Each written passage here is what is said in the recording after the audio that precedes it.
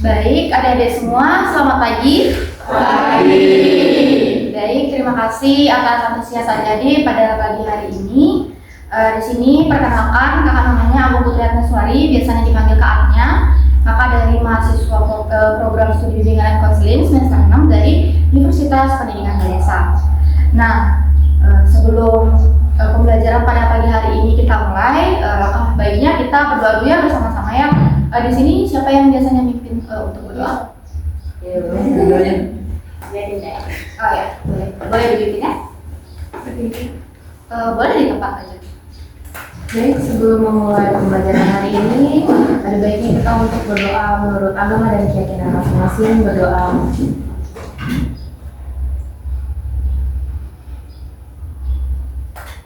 Berdoa selesai. Baik, terima kasih sudah mau memimpin doa pada pembelajaran pagi hari ini. Bagaimana kabar adik-adik semua? Baik. Ya? Masih ujian atau akan ujian? Sudah selesai ujiannya. Berarti tinggal nunggu libur. Iya. Baik, di sini mungkin sudah ada yang dikasih tahu tujuan kakak kesini? Sudah tahu? Untuk memberikan layanan bimbingan konseling. Ya. Nah, pada hari ini, pada jam ini kakak akan memberikan salah satu layanan namanya bimbingan klasikal, seperti itu. Nah, adapun materi yang kita akan angkat sekarang itu mengenai kecemasan sosial, seperti itu ya. Nah, kakak di sini izin bertanya, hari ini semuanya masuk? Ada yang nggak masuk? Berapa? Tiga orang ya. Oke, 3 orang. Nanti ingatkan kakak bahwa di kelas ini ada 3 orang yang tidak hadir ya. Di sini kakak izin menyampaikan tujuan dari materi yang akan kita pelajari, yang dimana nanti diharapkan adik-adik dapat memahami dari definisi apa sih itu kecemasan sosial. Adapun nanti indikator-indikatornya yang kita pelajari bersama-sama. Nah, sekarang kakak mau tanya sih sama adik-adik. Adik-adik sebelumnya sudah tahu mbak kecemasan sosial itu apa?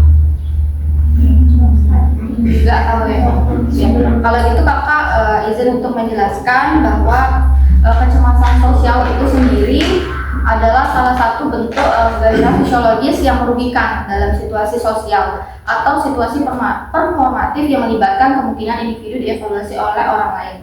Nah, yang dimana kondisi ini biasanya itu ditandai dengan kekhawatiran atau ketakutan akan bahaya sesuatu yang mengancam pada dirinya, yang dimana bisa mengakibatkan dia untuk melarikan diri atau menghindari situasi sosialnya, seperti itu.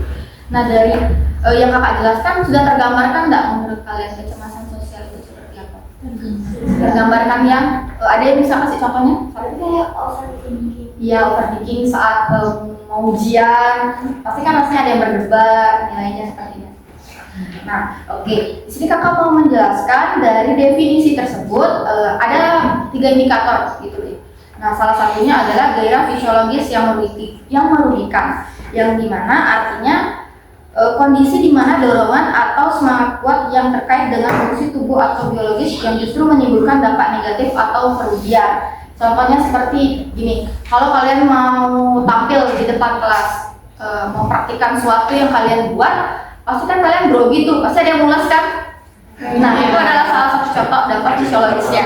Ya. Nah, untuk selanjutnya ada kekhawatiran akan evaluasi negatif. Nah, kekhawatiran akan evaluasi negatif ini sendiri adalah diartikan sebagai perasaan gelisah, cemas, takut akan penilaian yang kurang baik atau menyimpang dari orang lain atau dari sekitar kita. Nah, contohnya yang bisa kakak kasih, misalnya kalian lagi mau presentasi, pasti kan ada yang takut akan dinilai buruk sama teman-temannya, atau bahkan yang pintar pun takut dinilai buruk oleh temannya karena kalau saya terus maju akan dinilai buruk. Nah, untuk selanjutnya ada pun indikator keinginan untuk menghindari situasi sosial. Nah, keinginan untuk menghindari situasi sosial ini sendiri diartikan sebagai hasrat, kehendak, atau kemauan untuk menjauhi atau menjauhkan diri dari kedudukan atau keadaan yang melibatkan interaksi dengan masyarakat atau orang lain. Nah, terkadang ada kan cenderung mungkin teman di lingkungan sekolah atau di luar sekolah kalian yang kalian lihat ketika diajak bergabung mereka cenderung menyisihkan diri. Nah, itu salah satunya. Ada yang kayak memberi alasan tidak mau seperti itu kan. Nah, baik. di sini karena kita juga terkendala waktu seperti itu, kita tidak dapat menampilkan PPT maupun video, jadi kakak langsung memberikan kalian kuesioner yang harus kalian isi masing-masing. Ya.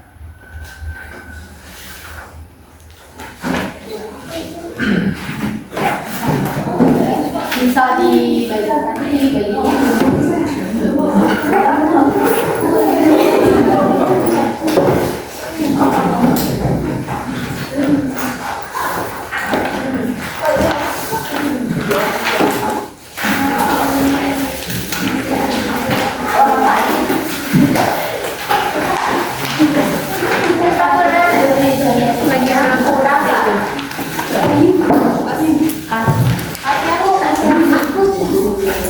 ada yang lebih? Kita jawab.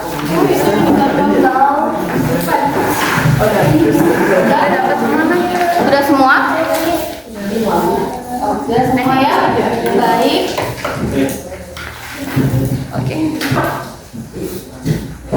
Dalam pengerjaan kuesioner ini, kakak akan memberikan waktu kurang lebih 10 menit ya.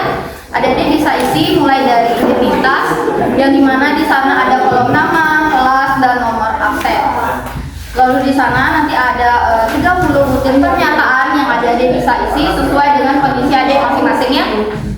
Nanti keterangannya mengenai setuju tidak, sangat tidak sesuai, sesuai, dan sangat sesuai. Adik-adik bisa mulai isi dari sekarang.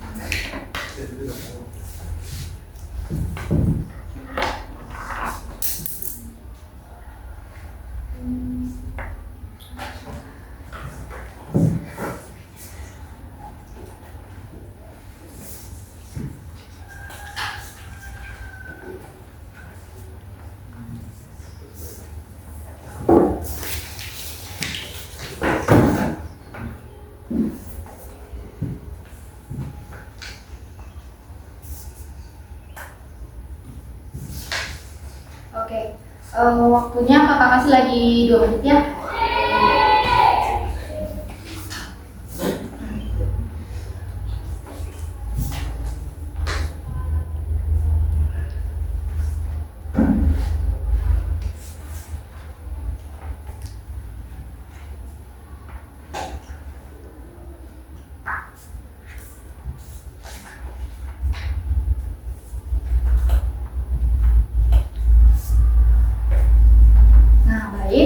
Karena waktunya telah habis, kakak ambil ya.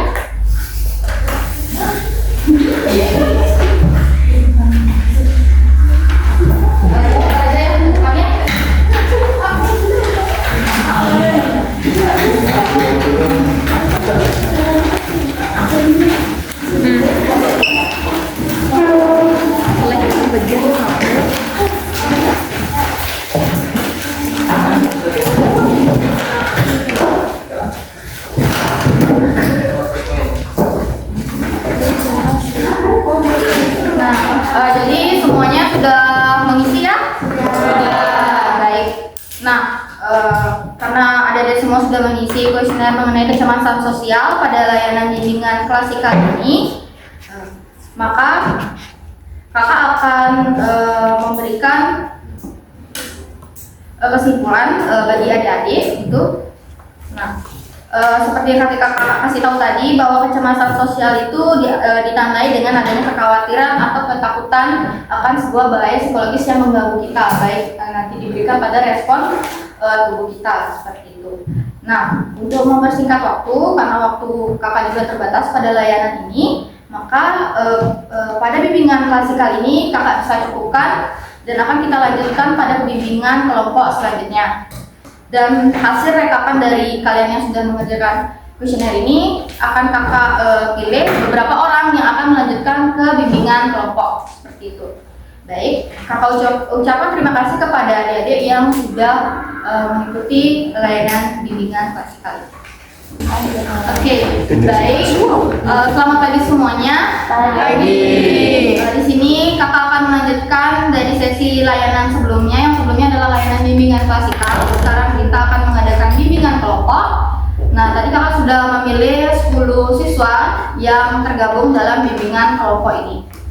Nah, di sini kakak akan memberikan penjelasan lagi sedikit mengenai kecemasan sosial tadi.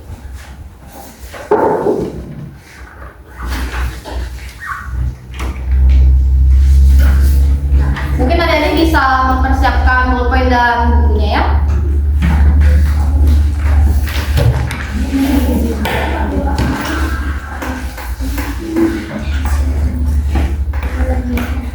Nah, pada bimbingan kelompok kali ini kita akan mencapai beberapa tujuan kegiatan yang dimana peserta didik dapat menjelaskan pengertian dari kecemasan sosial itu sendiri, lalu mengidentifikasi dan memberikan contohnya. Nah, sekarang ada 10 siswa yang akan kakak bagi dalam 2 kelompok, yang dimana dalam satu kelompok itu berisi 5 orang ya. Dan adik-adik harus bersama kelompoknya mengerjakan beberapa soal yang kakak berikan. Seperti itu. Ini bisa dibagi.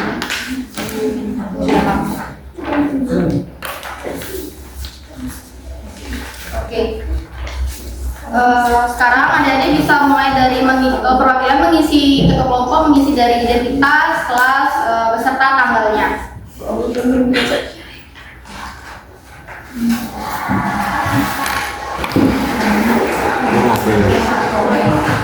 Nah, sambil jalan ya, kakak akan menjelaskan sedikit uraian materi ini. Di sini kita akan membahas sesuatu yang mungkin pernah kita rasakan, seperti kecemasan sosial, yang dimana tujuannya kita melakukan bimbingan ini untuk saling mendukung dan mencari solusi bersama mengenai permasalahan kecemasan sosial ini. Nah, adik-adik bisa lihat di bawah itu ada aktivitas inti yang harus kita isi. Di sana ada studi kasus yang bisa adik-adik baca. Dibaca dulu studi kasusnya. Nanti kita akan menjawab bersama-sama beberapa pertanyaan 1 sampai dengan 4 soal yang ada di situ. Nah, kakak kasih adik-adik waktu kurang lebih dari 3 menit. Adik-adik bisa isi. Bisa diisi mulai.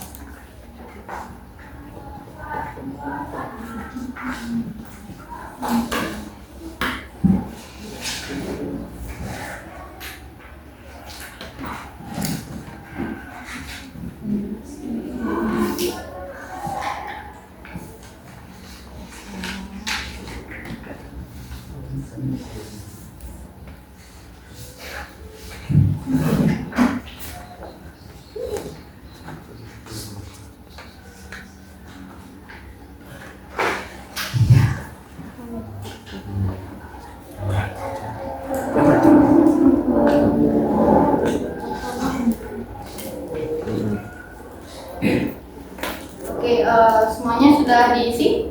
Oke. Kalau gitu kakak ada lagi ya? Bisa dikumpulkan di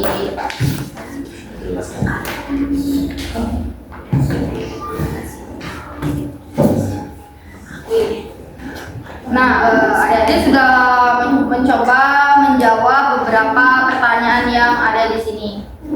Nah, mungkin kakak akan panggil salah satu dari kelompok ini untuk mencoba menjawab atau menjelaskan satu soal saja ya. Atas nama Yunda, boleh?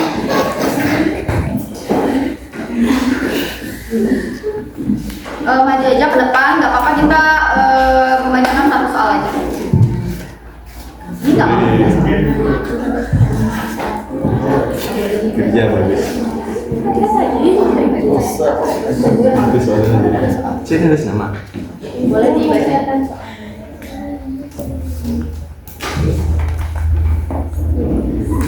Iya. Dia tentang keakraban teman-temannya. Sebenarnya ingin datang tapi pikirannya mulai gaduh. Nanti di sana aku kenal siapa? Gimana kalau aku cuma diam di pojokan? Nanti orang mikir aku aneh dan gak asik. Tiba-tiba perutnya terasa mulas dan jantungnya berdebar. Akhirnya dia memutuskan untuk mengirim pesan pada temannya bahwa ia tidak bisa datang karena ada acara keluarga. Pertanyaan, apa respon fisiologis atau reaksi tubuh yang dialami dia? Jawaban saya, perutnya merasa lemas. Baik, terima kasih Yunda. Kita kasih tepuk tangan buat. Baik adik-adik, karena tadi pada bimbingan kelompok adik-adik sudah bersama kelompoknya mengerjakan, maka kakak minta waktu untuk memeriksa beberapa yang sudah dijawab dari adik-adik, sehingga nanti bisa kakak pilih beberapa kurang lebih 5 orang yang akan bisa lanjut mengikuti konseling kelompok. Baik, kalau gitu kakak izin untuk mengakhiri dari layanan bimbingan kelompok ini. Terima kasih semuanya. Ya, sama-sama. Baik, terima kasih adik-adik. Setelah tadi kita telah melaksanakan layanan bimbingan kelompok, maka selanjutnya kita akan mengadakan layanan konseling kelompok. Yang dimana layanan konseling kelompok ini kakak akan memilih 5 orang saja. Nah, nanti pada konseling kelompok ini kakak akan membagi beberapa lembar peserta didik yang harus adik-adik kerjakan. Jadi untuk 5 orang 5 orang di deretan kursi di depan ya. Nah, di sini kakak izin untuk memberikan lembar kerjanya ya.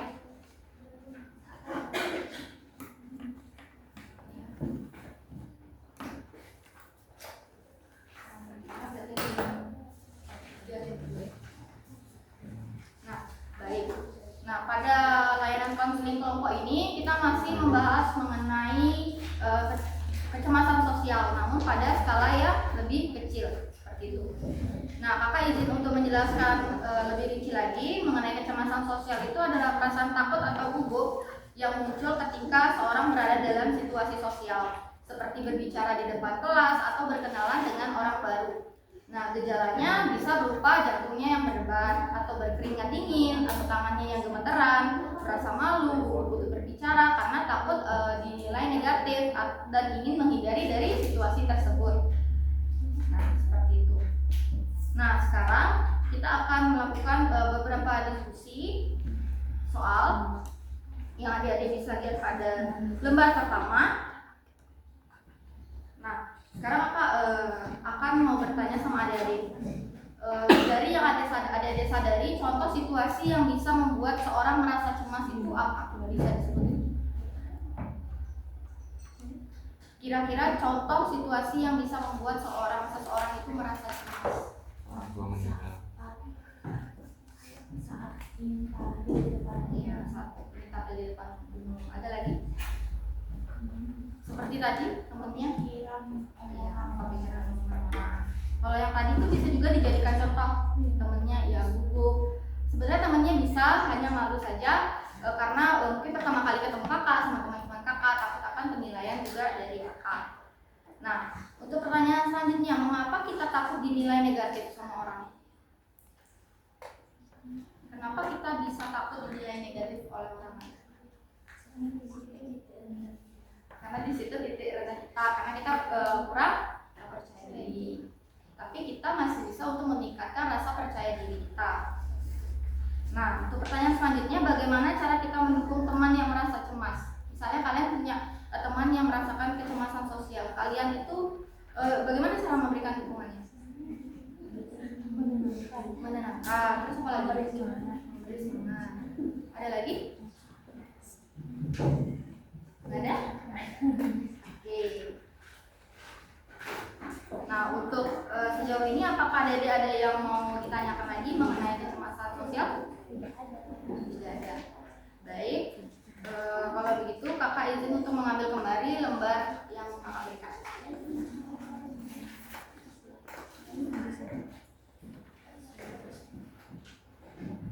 Baik, adik-adik.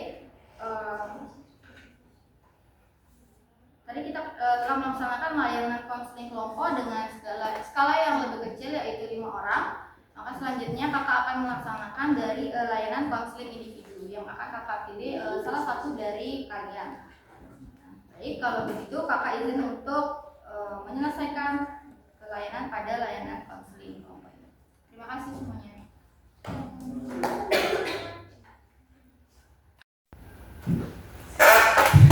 Nah, baik adik-adik, sekarang kita akan melaksanakan layanan konseling individu. Boleh sebelumnya kakak tanya, ada namanya siapa? Dinda. Nah, baik Dinda, pada kali ini Dinda bersama kakaknya akan melaksanakan layanan konseling individu. Nah, tentunya ini ruangannya kita anggap ini tidak ada orang sama sekali, dan tentunya di dalam layanan konseling individu ini ada namanya asas kerahasiaan, yang dimana apa yang dikatakan oleh Dinda tidak akan disebarluaskan di manapun. Nah, di sini kakak akan memberikan lembar kerja kepada Dinda yang akan kita sama-sama coba lakukan. Nah, Dinda, kakak izin menjelaskan pada layanan konseling individu ini kita akan mencapai beberapa tujuan pembelajaran, yang dimana kita akan mengenali apa itu kecemasan sosial dalam diri kamu. Lalu kita akan mengidentifikasi pikiran dan perasaan yang muncul saat merasa cemas, dan kita akan menemukan cara yang cocok untuk mengatasi kecemasan sosial secara pribadi atau yang kamu rasakan. Nah, di sini kakak akan menjelaskan mengenai materi singkat, yang dimana kecemasan sosial ini bisa membuat kita tidak merasa malu, takut dinilai buruk, atau ingin menghindari situasi seperti berbicara di depan kelas, ataupun makan bersama teman, atau sekedar menyapa orang baru.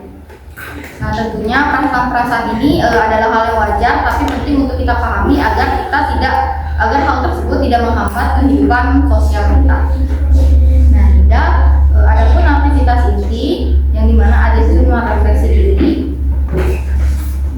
Nah, kita akan mencoba merefleksikan diri. Kira-kira ada nggak kejadian yang membuat Dinda merasa cemas dalam sebuah situasi sosial? Waktu ikut lomba. Lomba apa kalau boleh? Lombanya ini. Oh, lomba ini. Nah, apa yang Dinda pikirkan saat Dinda lomba ini tersebut? Ketakutan apa? Yang utama itu adalah saya takut di depan umum. Saya takut melihat pandangan mereka. Saya takut ketika saya perform nanti tidak sempurna, dan itu akan menimbulkan beberapa hal-hal negatif, mungkin mulai dari omongan, pembicaraan, juga pemikiran orang lain. Oke. Kalau boleh tahu, apa reaksi yang terjadi di tubuh Dinda? Biasanya perutnya langsung sakit. Langsung sakit, berkeringat, gitu kan? Nah, kan Dinda sudah menyadari hal-hal yang Dinda rasakan seperti itu. Apa yang biasanya Dinda lakukan? Apa menghindar atau tetap melanjutkan? Mencari tempat yang lebih sepi tentunya biar merasa nyaman, dan berbicara sama diri sendiri kalau saya itu mampu melewati. Baik, berarti Dinda sejauh ini sudah bisa mampu membangun beberapa strategi untuk menangani kecemasan sosial yang dirasakan. Nah, baik, di halaman selanjutnya bisa dibuka. Di sana ada langkah-langkah memilih strategi pribadi penanganan. Dinda bisa memilih kurang lebih maksimal 2 strategi yang cocok untuk Dinda ketika merasakan kecemasan sosial. Ya.